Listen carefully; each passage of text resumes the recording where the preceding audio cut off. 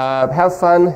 No real names. With your cases, as we talked this morning, I would really ask you to not use real names and to eliminate as much as possible information that would be identifiable.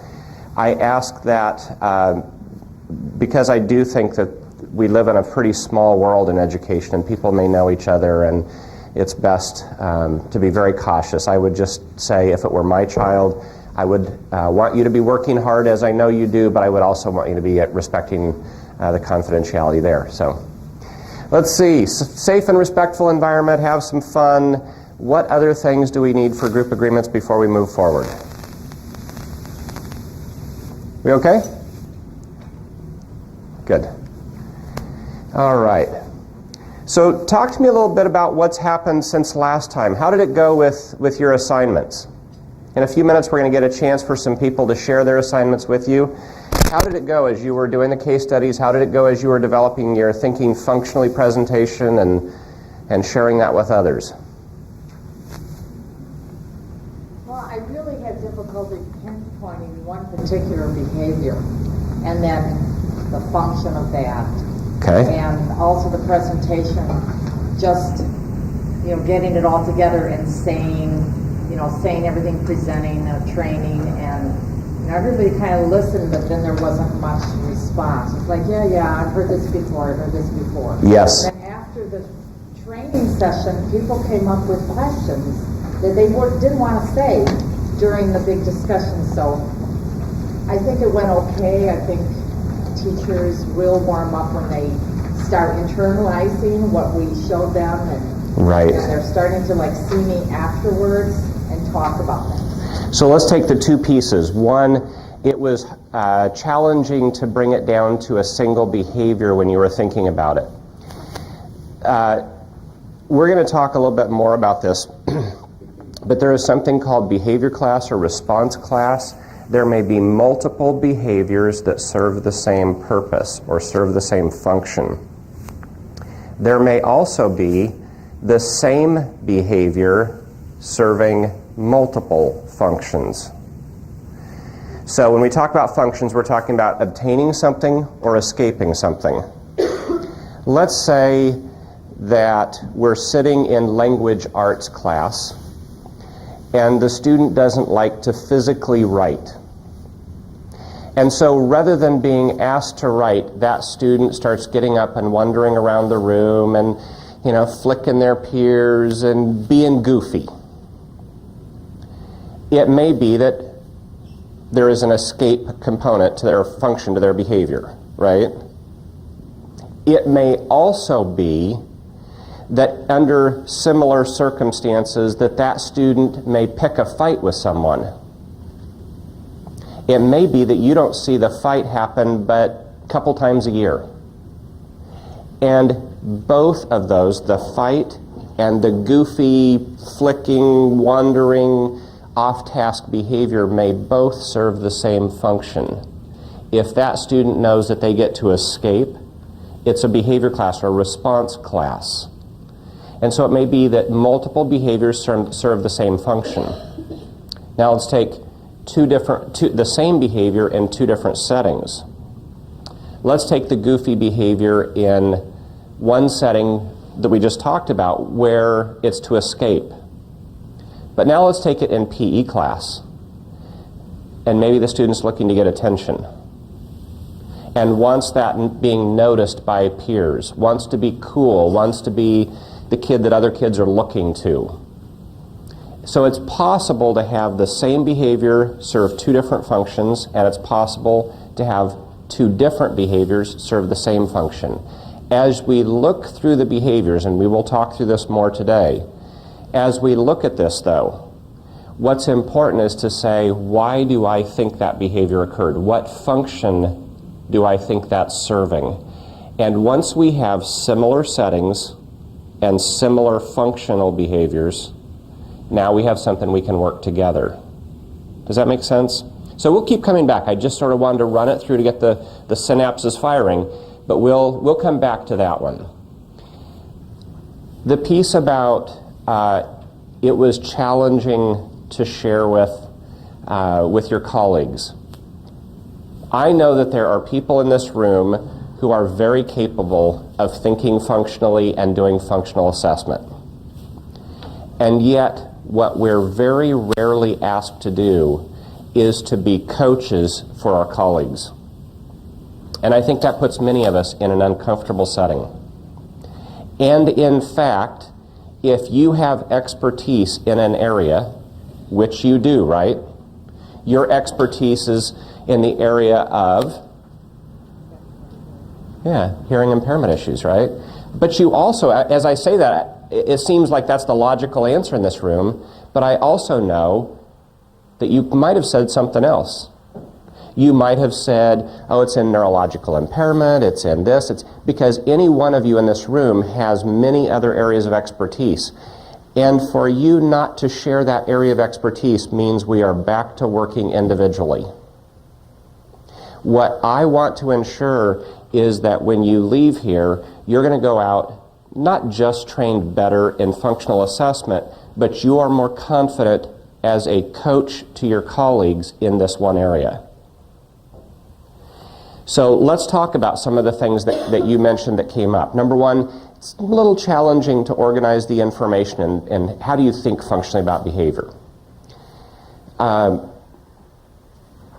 For me, I know whether or not I know something by whether or not I can teach it. And every time I teach something, I always find where the gaps are in my knowledge. It may be something somebody asks or something somebody says, or it may be just me getting to a point and going, I hadn't thought about that one. Just run, that track running in the back of my head. Now the next piece is, let's say that we can organize it and present it. Like good educators, we always look to our students to get feedback. How did we do? Because my personal opinion about education, about teaching, is that if my students don't learn, it's on me. Now, do I think students have some responsibility in it? Sure. I absolutely believe that. But I also go back to saying, what could I do differently to ensure that they get that? So as you go through the presentation process, you will learn, the more you do this, you will learn better and better how to do it, what things work and what things don't. Which is why I wanted you to take it back. I wanted you to see it. This is the model, lead, and test format. I do it, we do it, you do it. I wanted you to take it back, put it together yourself, practice it. I wanted you to come back here, and one of the things we will do this morning is you will see some people present theirs in this room this morning, and you'll get a chance to talk through yours with another team. So, how excited are people on the other end of hearing this presentation? That was one of your other concerns. My experience is that most people have a pretty full schedule, have a pretty full plate, and educators are no exception to that. So sometimes it's hard at the end of the day or whenever you get a chance to sit down with them to do this, they're going, one more thing to do. We also in education have built in a very strong bias towards an expert model. And you probably see this in your area of expertise with hearing impairment. And tell me if this is your experience, but they want you to take care of those kids. Does this sound familiar? Okay. The question is, if we want society to broaden our perspective on who we allow to be a part of society, we need to broaden expertise and awareness in all those issues. So when it comes to hearing impairments, we're going to have to do professional development for people. And when it comes to thinking functionally about behavior, to deal with challenging behavior, we're going to need to be able to expand their ability to think using the same models we do. Otherwise, they're going to be back in, it's a bad kid, the bad seed. We just need to isolate them. How many of you work with middle school students? Well, actually, let me even go one step further back. How many of you work around a full moon? Okay. You all laugh. Why? Because we have a belief system that says behavior is significantly different during different cycles of the moon, the lunar cycle, right? And yet the research doesn't really support that. It's really interesting. They've done national research on births in hospitals and birthing centers. They've done it on car accidents. They've done it on fights and arrests and those kind of things. And it seems to be that we're paying more attention to those kind of things. What happens when we take it into a school? We say, you look at those middle school kids, it's hormones, it's raging hormones. Well, sometimes the hormones start earlier and sometimes they last longer, but we definitely see a difference in behavior in middle school. How do we change the model to where, for example, we're not talking about bad kids, and we start getting away from some of those larger kinds of discussions that I hear people still have all the time, and say this behavior is purposeful, not just to bug you. It actually serves a need. It meets a need for the student. And I think that piece in presenting can be the piece to sort of hook people in, is to say, how would you like to better understand why they really do what they do? Does that help at all with thinking about presenting? How many of the rest of you found it sort of challenging to do the presentation with colleagues? What was it that was challenging about it? Really understanding the task at hand, I think. Knowing exactly how to lay out the information is what we had a difficulty with. Knowing how to lay out the information, okay? What other things?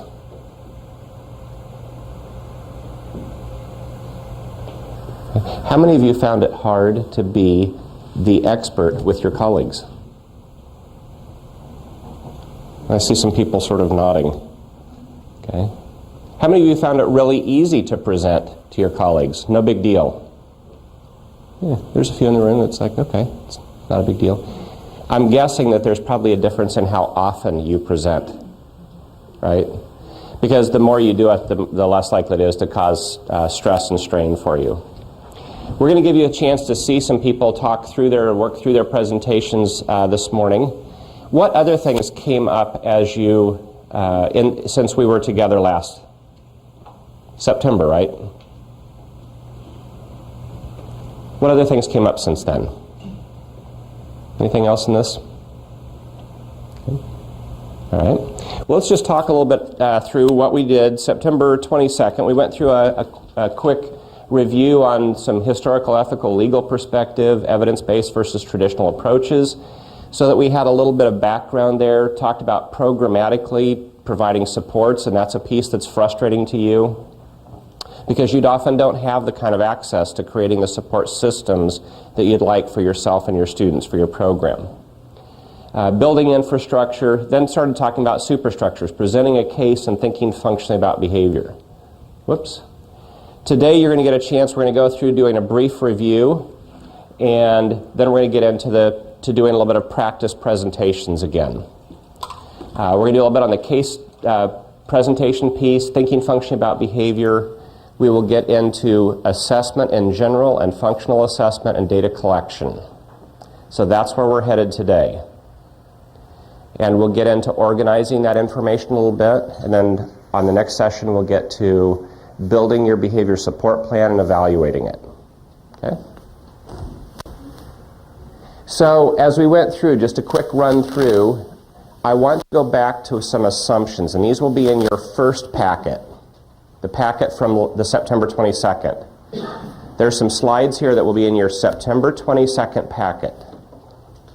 And you don't have to pull them out, because what I want you to do is just sort of get to that phase of just saying, I hear it, I'm running it through again, it's okay, I recognize this. But let's talk about the assumptions here. Behavior is lawful. It's purposeful. It has laws that govern it. Now, I'm not talking about the kiddo who is actively psychotic or in a heavily drug-induced state. Otherwise, we are talking about behavior being lawful all the way from kids who have very profound mental retardation up to kids who are very gifted. Those issues are pretty irrelevant. And in fact, when functional assessment and functional analysis started, it came from working with people who could not communicate in any form other than their behavior. So when we think about this, this is how we start thinking about that behavior is lawful. Behavior is contextual. Behavior is contextual, meaning that the environment determines much about our behavior. If you take a child from one behavior setting to another, you change their behavior. So how does this impact functional assessment? That's not a rhetorical question. How does this impact behavior assessment? Behavior is contextual. You have to look at the environment the behavior occurs in, so if you change environments, you have to relook at that behavior and what's happening with it. Yes, so if we want to understand the behavior, we have to understand the environment in which it occurs, and I'm really glad you added that second piece because this is the critical component, is when it comes to a behavior support plan, a behavior support plan is not for the student. That is probably the hardest shift for people to make, is a lot of behavior support plans that I read are written for what the student will do differently. And in fact, what's the purpose of the behavior support plan? Who's it written for? For the adults. It is to change the social and physical contextual environment for the student, because that's how we're going to elicit different behavior. We're going to focus on changeable events. I am not here to tell you that it doesn't matter the family context. But if you have no control over the family context, leave it out of the discussion. This is a very hard thing for many of us because we understand that that context also matters. But when it comes to thinking functionally about behavior and doing functional assessment, one of the most challenging places we can get into is a discussion of things over which we have no control. So one of the first things as we go through this process, and I'm listening to your cases and talking about them, is we will be with and saying two things. One, do you have any control over that situation, that behavior, that factor? If you don't, file it. Number two, if you have control over it, but it has no impact on the behavior that you can specifically make the connection, file it. If you can't tell me the connection between the information and the behavior and the specific target behavior, we're going to set it aside. So there's a lot of information out there that we have on our students. Some of it we've gotten officially, formally through assessment, through interviews, through conversations, and some more informally through watching, experiencing their life with them. If we have no control over it, file it. And number two, if you can't show a direct link to the target behavior at hand, set it aside. Continuous improvement and collaboration. This is about the scientific method. Very rarely do we know with 100% certainty what the function of a behavior is. We have a behavior support plan that is based on a best guess, a plausible hypothesis. We're going to test it, put it into practice, and see whether or not it works. One of the reasons on day 3 we're going to come back and talk about data collection after the implementation process is because of the importance of very quickly seeing whether or not what we're doing is having an impact, or what kind of impact it's having. So we know that historical context perspectives matter. As we're moving more and more now to better neurological understandings of behavior, I want to caution you in spending a lot of time thinking about the neurology of this. I have friends that work in this field, and the connections are not as strong between knowing this and what we do about it as we'd like in some places. So be cautious about spending a lot of time in that area. Not that it isn't useful information in supporting certain larger kinds of understandings of behavior. But remember, in this case, we're going to go back to very specific, very small look at just the behavior at hand. When you're looking at issues that become difficult and challenging and you're wondering what to do, I just want to remind you, always choose the more conservative route, consult with a colleague, and document the process that you went through in doing this. If you have students whose behavior are severe enough that cause a danger to self or others, do you have that? Do you have kids who are self-injurious? Kids who are assaultive to others? Okay. If you have that, you automatically know you are working in a higher risk environment, correct? as you develop your behavior support plan, and you'll hear these themes keep coming back through today and through day 3, is never ever develop a behavior support plan alone. Don't do it. Do it as part of a team. Document your process. Document the information on which you built it, and document a safety plan if safety is an issue with the student's behavior. Okay? We talked about the importance of understanding the legal context, and I'm not going to go back into any of this stuff, but I want you to make sure that you follow the legal procedures as documented for your state and your areas with the policies and procedures there. And then we know that not necessarily have we always followed evidence-based practices. We've talked a little bit about some of the things. On that list, what are the things that have been shown to be evidence-based practices for dealing with severe behavior? Counseling and psychotherapy? Actually, no. Has its place, but not here.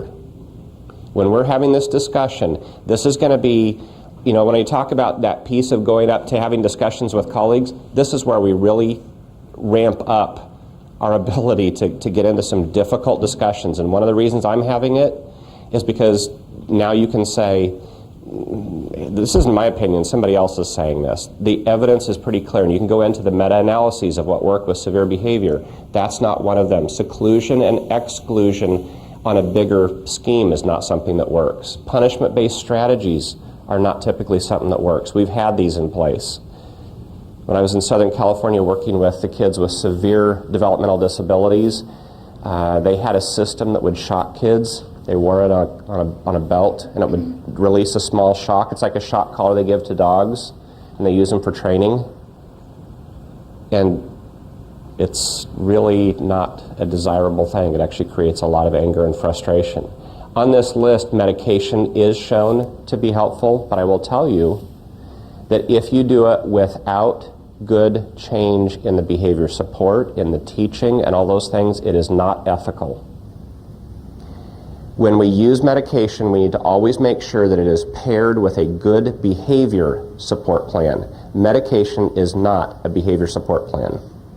It may change the behavior, but it doesn't change the quality of life on the long-term basis for kids in the way we'd like. Okay. We know that schools that use punishment-based practices primarily have increased rates of problem behavior. There's a list in your thing on what works.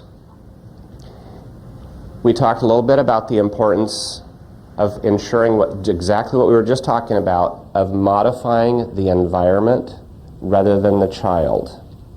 I keep coming back to that because as you develop your behavior support plan, it's about adult behavior. We looked at classroom support systems.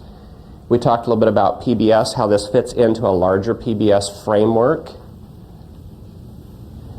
I want to go through really briefly here, and I want you to tell me how this fits in.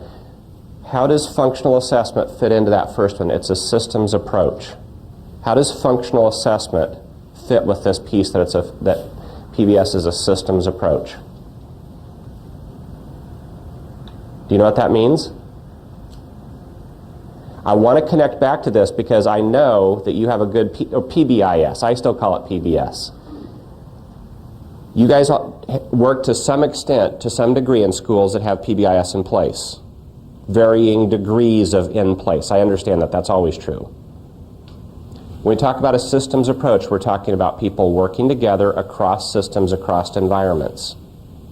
With functional assessment, as we go up the pyramid and behavior becomes more severe, it is more important, not less important, to work across multiple people, multiple settings. Behavior, we know, is more serious as it occurs in more settings with more people. So it is important that we go across and link across things. Process for capacity building. Did you see that we were capacity building last time and this time? What's the capacity that we are increasing with what we worked on last time and what we're going to do this morning? What capacity are you increasing? Thinking functionally. What else? Yes? Being a coach for your own team. So I know Sherry was talking about some of you stepping forward and saying, I will coach inside my team. But I want you to all think about that we are all coaches in some ways. And we're going to have certain people probably gain more expertise than others, and that's fine. We all have that in certain areas that we focus on. But I want you to think about what capacity am I building by doing this. Okay? Continuum behavior supports, we give kids different levels of support based on need. When we think about functional assessment, prevention and instruction must be critical aspects of that behavior support plan. Empirically sound, we're going to use good assessment information, and we need to be committed to using effective practices. How many of you have ever seen a functional assessment followed by a behavior support plan that isn't used in the classroom? I would say this is probably the single most common reason that a behavior support plan fails is that it's not implemented. I'm going to say that again because I think this is really important. I have seen this over and over. The number one reason in my experience that behavior support plans fail is that they are not implemented or not implemented with fidelity. It has to be implemented. It has to be implemented with fidelity, and we have to collect good information to see whether or not it's working. Now, I will tell you the research would indicate that we are 50-50. If we develop a behavior support plan without considering the function of the behavior, it's 50-50 whether or not we will make it better or worse, the behavior. So it's critical that we meet the need or the function. This is part of the RTI model, which you're probably familiar with. We have to build the green zone, make sure that it's in place. And we have to build the yellow zone to ensure that we're not doing a functional assessment on every at-risk student as well as every high-risk student.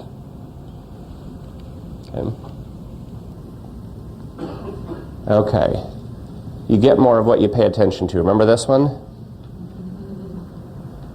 What were you looking for? Passing the ball. And what did you miss? The moonwalking bear. Right. As we look at behavior, it's very easy to get caught up in the problem behavior and miss some of the strengths and other things that we can work with to help build our behavior support plan. We looked a little bit at the piece on reinforcement and punishment. As we go through this, it's going to be important to remember that most of what we've done in education has been focused on in the ABC analysis. Remember, antecedent, behavior, and consequence. Most of what we've done historically in education has been focused where? Which part of that? The C, the consequences. And we have to get away from that. And so as we talk about this, we're going to be talking more and more about the A, the antecedent conditions under which behavior occurs. It is important because that helps us know when it's going to occur, it helps us predict it, and it helps us know what to change so that students don't have to fail in order to get our intervention. When the behavior does occur, it's either maintained or not maintained by the consequences, though. So we're going to be focusing on the antecedent conditions as well as the consequent conditions. We talked about the importance of building infrastructure. Now, I want you to think about this even in your own classroom or program. When we talked about using positive reinforcement, we know that there's a ratio of positives to negatives that we should maintain. In the general range, what's the ratio that we should maintain? 4-to-1, 5-to-1, 7-to-1. Randy Sprigg talks about 10 and 20-to-1. The research probably centers more around the 7-to-1. When we talk about it in terms of relationship stuff, people don't even notice that we're getting more positive than negative until it's at least 4-to-1. And that's the work that we talked about last time with John Gottman in the relationship literature. That's the practices. That's this piece. This is the piece that education has really been focused on, And when we talk about thinking functionally about behavior and setting up behavior support plans, all of those things are about helping us remember to do good practices. They're set up, hopefully, in creating systems in our classroom or in our program in our school that help us do the things that have been shown to work. How many of you in your school have some kind of ticket or coupon or token to give to students for appropriate behavior? Okay. How many of you think that that's for students? Right? This is really about the adults, right? This is about the adults remembering to be more positive than corrective, because it's very easy to get caught up in noticing what they're doing wrong. This is about noticing what they're doing right and giving that positive. So as we talk about this today, and we talk about the functional assessment and functional support, I want you to think about how are these helping you develop systems to support you using interventions that are based on the function of student behavior. Okay. We can talk about a classroom as an organization. All organizations and systems are designed intentionally or unwittingly to achieve precisely the results they get. What does that mean? Take this into the setting of your classroom. How does this apply?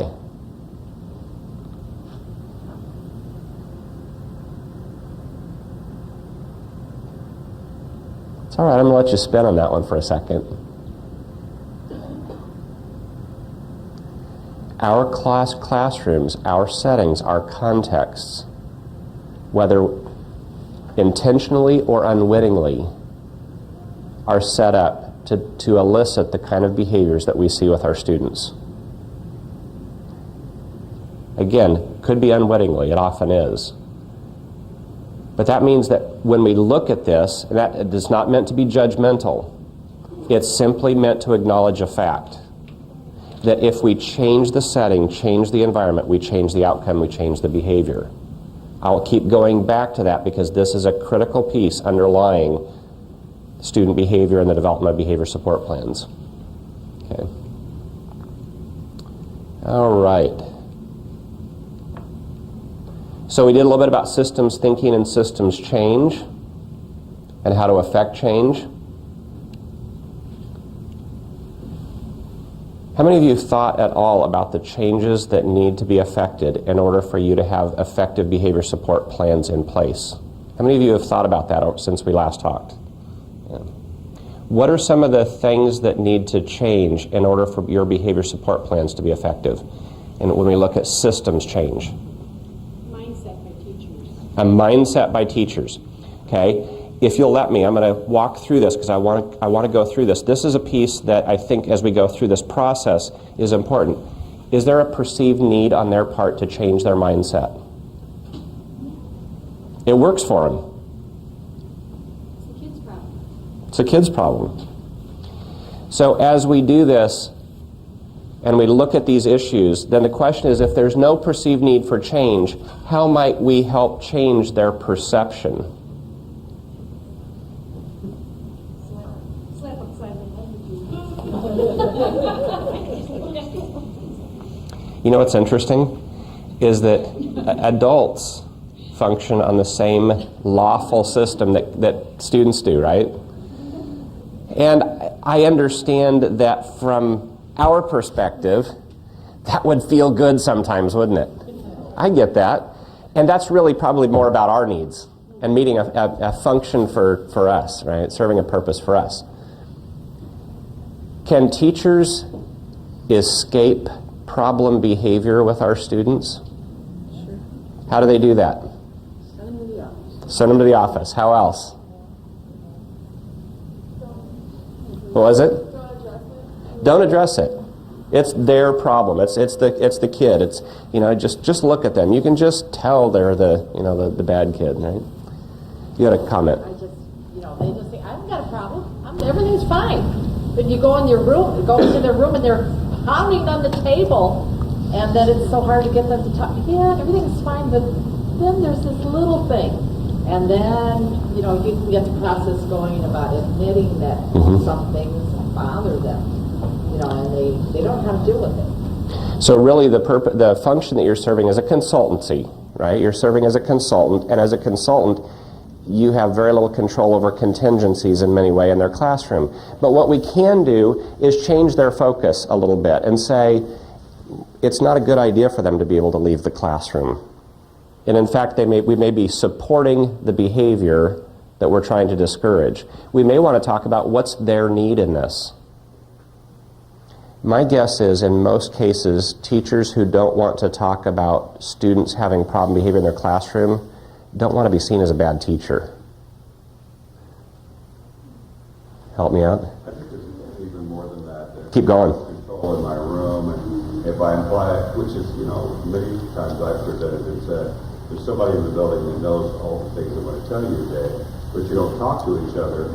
I think it's sometimes maybe a perceived fear of, I should know that, or... Yeah, I think that's a really good point, because I think that came up earlier when you were talking about teachers sitting through a thinking functionally presentation and going, and then later on coming and going, but what about this? What about that? I mean, I think that's fairly normal, and it puts us on the spot to say we've got some blind spots, we've got some gaps in our knowledge. I think that's all fine. And how do we build that relationship of trust to do that? And I think part of that is time, being there, showing that you're not going to judge. I mean, I think those are all important pieces. Showing that you will be in it with the student, with the teacher. That it isn't a value judgment based on their teaching. The other piece about perceived need for change is, what do we all share in common here?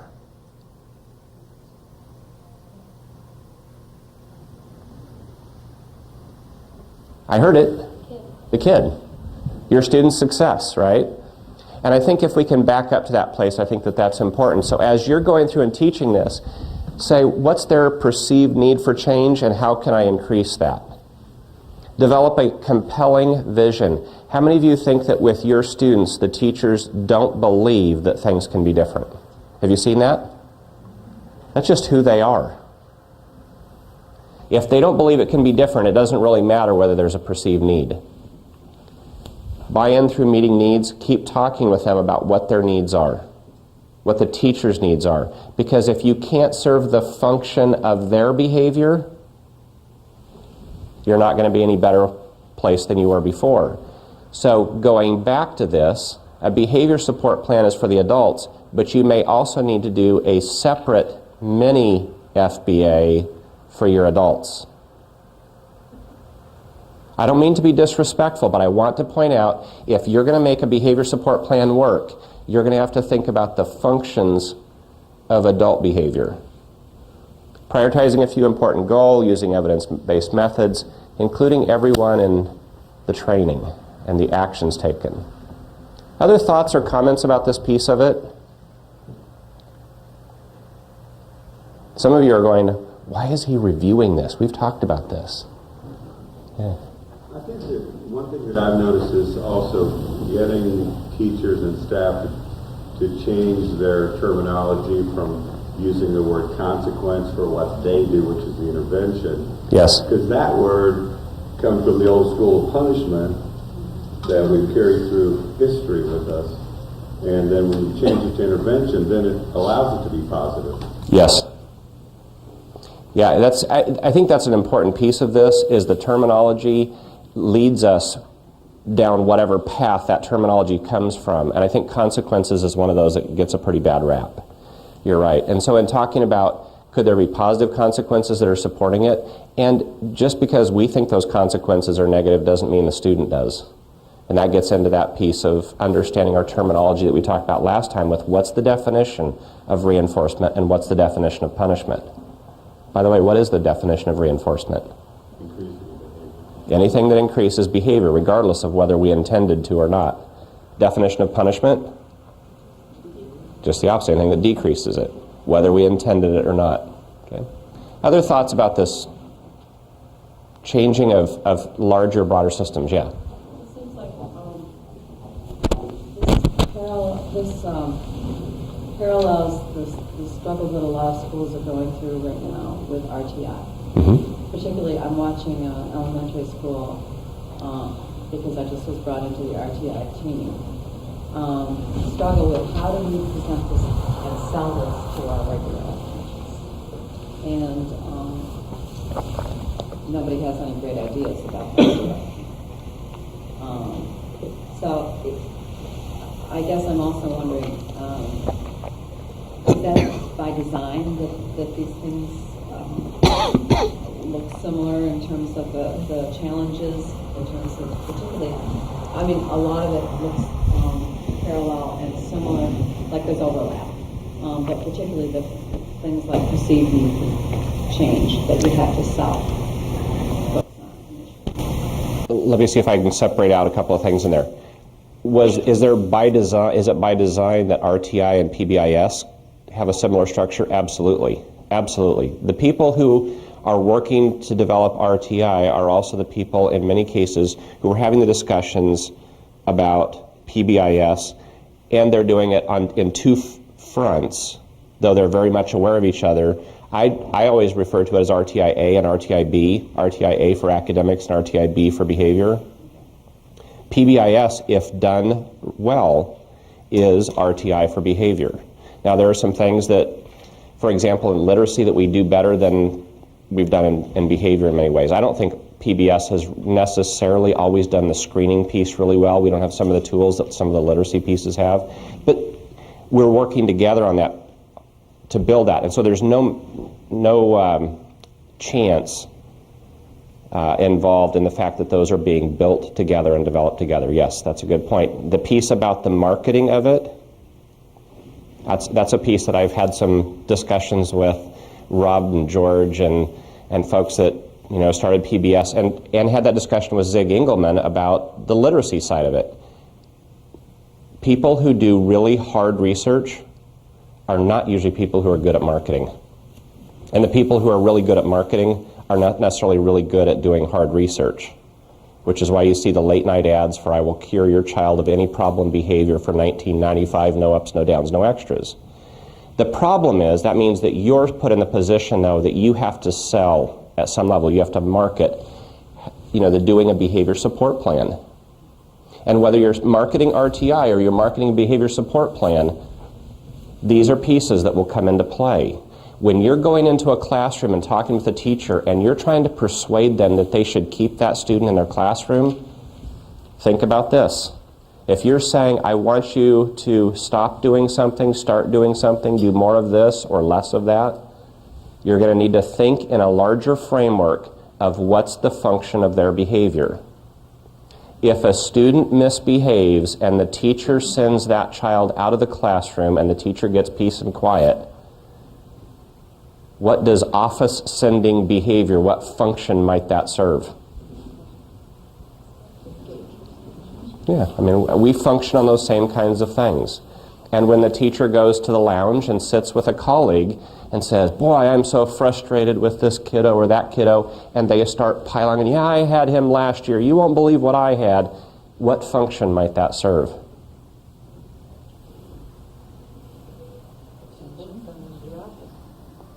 Well, just focus just on that specific behavior of them. See, this is interesting. This is a different response class, right? Sending them to the office may be escape-motivated behavior. Going to the lounge, the teacher's lounge, and having this discussion where everybody piles on the kid serves a different function, is my guess. It provides peer attention.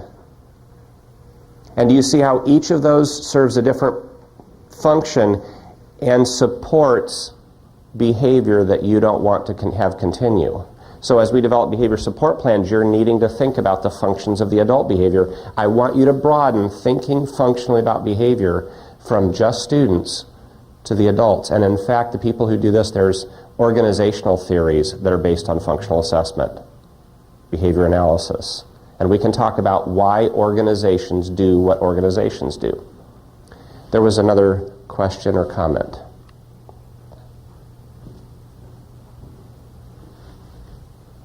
Yeah, just going back to what you were referring to, how to affect change. I know that there are some staff who really are just set in their ways. They try to take, they have they don't want to be involved in that collaborative method. They really prefer to be that consultative. So what I like to do is I try to give it to them just a little bit at a time, try to affect change at a slower pace, maybe not try to do it all at once, but really have that same approach with every staff that I come in contact with. That's smart. I'll tell you, if there's anything I've learned, number one is old dogs can learn new tricks. And number two, change occurs at different rates for different people. So I know that there are systems I work in. There's a district that I work in right now that it's taken me 4 years to get done what I will typically be able to accomplish in 6 months to a year in many other districts. And when it comes to that kind of change, you're completely right that when we do that, we give small dosages and we give it over time a repeated message. If there's anything we've learned in the political process in the last dozen or so years, if we repeat the same message over and over and over, it starts becoming a belief system. Now, people go, oh boy, that sounds like brainwashing. I'm telling you what works. How you use it, this is that, Luke, use your powers for good, not evil. Right? Reference to Star Wars. We have to use the same processes that are being used for less than positive, outcomes. And when we think about systems change, repeated message, small bits, small learning, over and over and over, and a tremendous amount of patience will serve you well with both students and adults. Or maybe I should say both with children students and adult students. Sometimes they just don't want to change unless they see there is a problem. So True. We have to admit there's a problem or really take a really good look at their teaching. So I'm thinking about videotaping. I don't know whether that'd be helpful or not. Depends on whether or not they agree to it. Yeah. Right? Through the one-way glass is probably not the best solution. It sounds like we're starting a 12-step program here. The first step towards changing your behavior as a teacher is admitting you have a problem. No. That's true. But let's go back, remember on that list of underlying assumptions is that continuous improvement is one of the underlying ideas of the practices we're talking about today. The best teachers I know are the teachers who are constantly in an improvement cycle. They are constantly bringing something new in. They're constantly bringing new learning, new information, new growth. Now, are there people who struggle with that? Yes. Are there people who are overwhelmed in their lives and are just trying to make it, and they come to work and this is just another place they're just trying to get by, just trying to make it? And that's not a judgment. That's just a recognition. Are there people who become set in their ways in a philosophical place that they go, this philosophy has worked for me for a long time? And it's very hard when our philosophies get approached by something saying, your philosophy doesn't work anymore. I think probably the most stunning example of this recently has been Alan Greenspan saying, the world didn't operate the way that the business world, the financial world didn't operate the way that I thought it had for the last 250 years, right, or however old he is. But I think that piece is, so you said, so is videotaping? Maybe, if people are open to that. But if you do something to them, actually, one of my favorite quotes by Michael Fullen is, people don't mind change, they don't like being changed. And I think we have to hear that. If we are trying to change people rather than encourage the change that is helpful for them in a way that they say, I need change, how can I do that? I think we're in the wrong place. The perception of need for change, though, go back to what we agree on. We agree that student success is the desired goal. Can we agree that this student is not succeeding? Can we agree that this student could be more successful in other circumstances. I've had teachers say they'll be more successful if you send them to another class. And I go, excellent, we're in agreement here. We're in agreement that different environments make a difference. What is it about that other class that would be better for that student? And at that point say, how can we adopt some of those things here? I was just going to add, going back to the whole thing about teachers being set in their ways and not wanting to change, I think it's a big competition factor. You know, there's only so many deaf kids, and there are only so many jobs, and I think for a teacher to admit that they're at a deficit at an area is a huge weakness, and you feel like you're always competing for a job in what area in this co-op, and so I think that's a huge problem. That like, how are teachers able to admit their weaknesses and need help and not be in fear of losing their jobs? Yep. I don't know. Okay. I don't want this to become a therapy session, and it could be that, right? I just want to remind us that this is an important part of a process that is bigger than just our student. So we talked about implementation, some of the issues of implementation. I would encourage you, and I think that this is in your last packet, is in your teams, is to go through and answer this. I will tell you that one of this, for me, after I'm working with somebody, the single most important thing I can do as an employee or as a supervisor, depending on, you can come at this two different ways, is to answer some important questions. What do you need from your colleagues? As you're sitting on the team, it is, I think, very important to say, here are things that I need from you. As a supervisee, to be able to tell a supervisor, here's what I need from you. Here's what being a good supervisor means to me. As you work with different teachers, different supervisors, different supervisees, don't assume that they all need the same thing. As a team member, don't assume that all your team members need the same thing. As you're developing a behavior support plan, don't assume that everybody around you needs the same thing. What do you need from your administrator, your district, a consultant, etc., is to answer the question, what will make you feel like I'm doing what you want? So as a consultant, when you're having this discussion with a teacher, what do you need from me? What do you want me to do? Because I will tell you that there are teachers who just need to vent, or there are times when teachers need to vent. Separate that out from when they need an intervention or want an intervention, because if they don't want an intervention, if they just need to vent, and you're trying to give them an intervention, you're going to be in a bad place. You're not going to be helpful to them.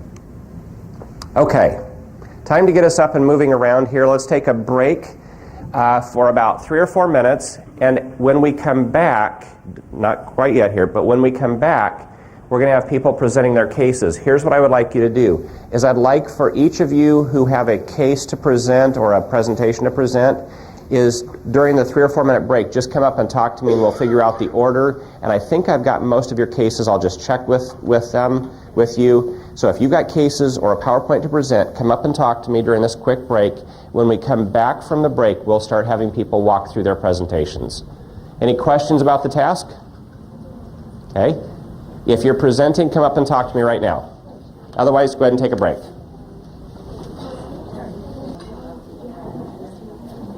Now we're down to the lottery. Who would like to go first? Lots of extra brownie points and kudos to the team that's willing to step up. And let's have somebody do your first case study. Come on down. All right. Well, who has a case study? We can just do just the basic case study to start with. Who had Stacy?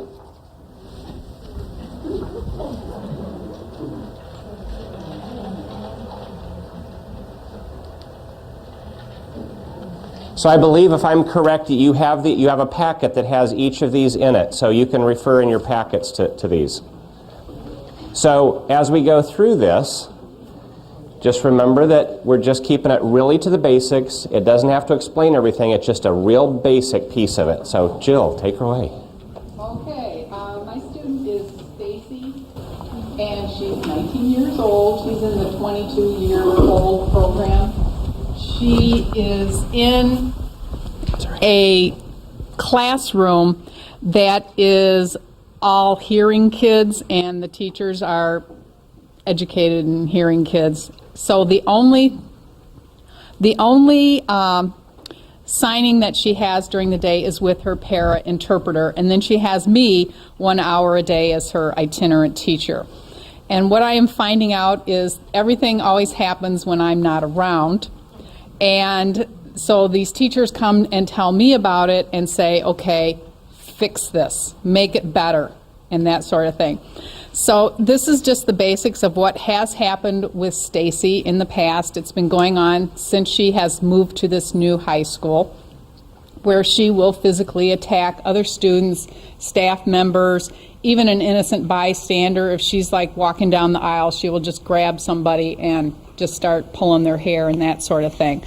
So one of the biggest challenges was talking with the other 3 teachers that she has in each one of these different episodes, because it happens at a different time, a different place, and with different staff members. So just trying to get their take on what happened exactly, what were the antecedents leading up to her attacking somebody, and they're all different, that everybody says. And I'm like, okay, well, why do you think she was doing that? I got one saying it's because she's hearing voices in her head that's telling her to do it. I'm going to take a break. Good. Okay. This is great. I appreciate you letting me coach you through this. Okay. So one of the things, when we start presenting a case, one of the reasons that I want you to do this is because I want you to become very efficient. Okay. One of the reasons that we will sit in team meetings, oftentimes for hours, is because we get into information that is interesting, but not necessarily directly relevant. Okay. That's interesting information, but what you're now telling me about is more about the staff than about the behavior. Okay. Now, that's not that that's a problem. What I'd like you to do is actually use this, and that's okay. That's the reason for this. Okay. Be as basic as what you've got here. You don't need to explain it. It's going to feel uncomfortable because as a presenter they say, don't just read what you've got. Okay. But you're not going to have a PowerPoint when you're presenting the case typically. Okay. So just go through this just really basically. Okay. Start from the top again? Start from the top. Okay. You're doing great. Stacy is 19 years old. She's profoundly deaf. She has mild mental impairment as well as severe language deficits, meaning that she has a hard time getting what she wants to say across. She's in a classroom that focuses on vocational and community skills within a large high school. She has a one-on-one para/interpreter with her at all times. For the last school year and the start of this school year, she's had several episodes when she will attack another student or staff member by grabbing, slapping, pulling hair, biting, and or kicking, a combination. Each time has occurred in a different setting with different people, including innocent bystanders, and seemingly appears to be unprovoked. Other than that, she's a well-behaved student. She loves to work. She is a joy to be around. Excellent. Let's give Jill a hand. Thank you. Thank you. Do you have a sense that you could get through a case pretty quickly this way? And now we can go back and ask the questions. Thank you, Jill, for doing that, because I think your willingness to allow me to coach you through that becomes an important piece of the learning. It also allows others to learn vicariously and not have to stand in front. So they're all appreciative that that was you and not them. Let's go back to this just a second. So we've got a 19-year-old young lady here. We have the setting that she operates in general. One of the things that I would look for probably, and I would be asking, well, let me ask you, what would you be asking next? What do you, if you think about antecedents, behavior, and consequences, what would you be wanting to know next? Yes? I want to know about antecedents, and even if they thought that they couldn't label one, I'd like them to describe to me what happened before. Absolutely. So we've got 6 incidents. I want to know the common features. If it's in a Voc community skills prep setting, I want to know, was it in the community or was it at the school? Was it in the classroom, in the small classroom, or was it out in the large school? How many students were around? Were there people she knew, didn't know? Was she with those kind of examples? Now, I also want to point out, and one of the reasons I love this case is because you chose one that's going to be really challenging. You know why? Yes, I do. Not just because the behavior is serious.